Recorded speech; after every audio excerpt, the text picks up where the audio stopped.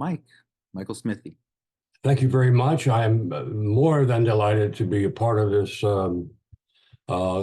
book and its authors. I have read almost all of the articles, and I find the knowledge and the approaches to be galvanizing.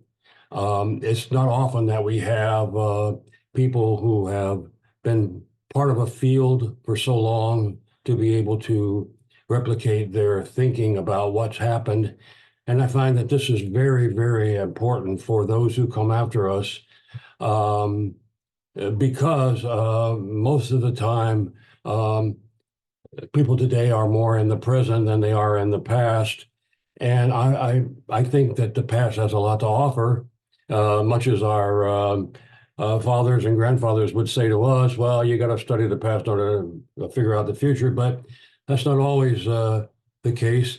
At any rate, I'd like to walk you through some of the thinking that I have engaged in and events that I've engaged in over the past nearly 50 years that I've been part of the international education, which actually started in my graduate years at Florida State University, and in which I attended the NAFSA conference in 1970 in Kansas City, which was my first engagement with a big group of people who were like-minded. And from there, I had a hiatus, and then I really started my professional career in 1976 at Syracuse University, and stayed there for 30 years. That's out of the pall, I suppose, to do something like that for 30 years and then say, oh, it's time to go. And because my wife moved to another place, so I moved with her. But I didn't stop, and so I'm still here after some 18 more years and so on. One of the things that I reflected on in my chapter was the importance of the 1960s as a galvanizing trend toward what LBJ would call the Great Society at that time. And he had the Voting Rights Act and the Civil Rights Act, and the triumvirate was ended by the International Education Act of 1966. And while that was passed by Congress, all three were passed by Congress, the International Education Act was not funded because the Vietnam War took precedence and the funding went to that. So I'm left wondering what would have happened if the IEA 66 been implemented. It's likely that international education would have had a seat at the higher education table earlier rather than later. But what would that have meant? And I'm still nonplussed with that, because I think that because the act was not funded, that action did not play out as intended. And I'll get to that in a moment. But I would say that from 1966 to the early 90s, international education found a way forward individually and as groups through collaborating, advocating, and strengthening together. And we often used crisis to gain attention, which I'll come to. At the national level, attacks on international education by Congress, like the Fulbright program, were often defeated largely through advocacy by NAFSA and other international education member organizations. At the institutional level, it was crises that established the consequences of running counter to the trend. For example, the retrenchment and the Asian financial crisis that led institutions to reconsider the role and further articulate the international dimensions of the institution. One example I use is the value of the dollar was lost if the pipeline of international education students dried up. And by the way, I was more on the international education student side than on the study abroad side, but I did have a lot of connection with my colleagues and did debriefings of returning study abroad students and so on.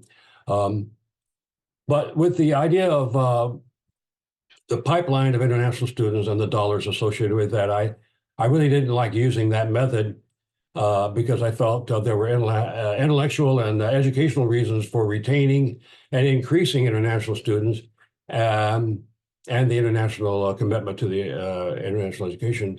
But an interesting sidebar to these events was that between 1999, either 1990 and 2010, members of the staff in with doctorates increased significantly. And along with this, from the early 90s to the present, research and publication on issues of internationalization, curriculum, advocacy, as well as more refined definitions guided our actions and significantly expanded our message. Along with this, there was the establishment of a professionalization of members of the field. This now also includes similar organizations to NAFSA in Europe, and South America, Australia, and Asia. This also led to a focus on definitions. IEA 66 was more a generator of policy decisions, of providing graduates of higher education with tools to aid in the U.S. managing the world system. That was the kind of thinking that was going on in the 50s and 60s. But by 2000, this focus on knowledge had changed HEIs to involve a process for doing so. Jane Knight, as we all know, articulated that, and she's from Canada. Currently, the definition of internationalization includes the concept of intentionality to the process, which Hans de Wit's articulated for the European segment.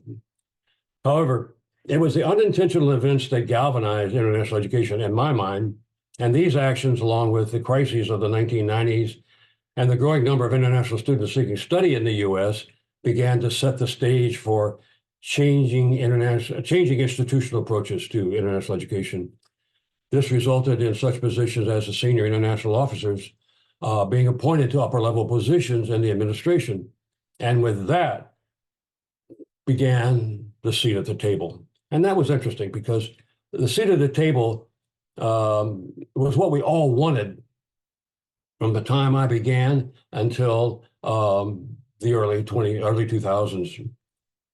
So while international education doesn't look the same as the IEA might have intended, international education has evolved and established its global worth. And the term international educator, confirmed by NASA in the change of its name in 1989, today many people in the field call themselves international educators. Just last May at the NASA conference, I found more and more people say, my name is blah, blah, and I'm an international educator. And that didn't happen 50 years ago. In fact, 50 years ago, I don't think we thought of ourselves as educators at all. But now we're beginning to think of that. In addition to administration and faculty and so on, we are educators. Since my tenure began in international organization, many in the U.S. and abroad have strengthened their focus and commitment on the international education, as have governments, stakeholders. Technology has been a critical force in fostering these types of growth, such as virtual education and mobility, so on. Thank you, Sarah, for mentioning that issue about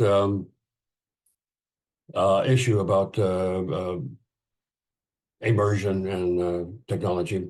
So, in closing, I'd say that our knowledge of the field has increased, research and publications, and we have gained more legitimacy through Star Scholars, Sage, Rutledge, and others. I thank you very much.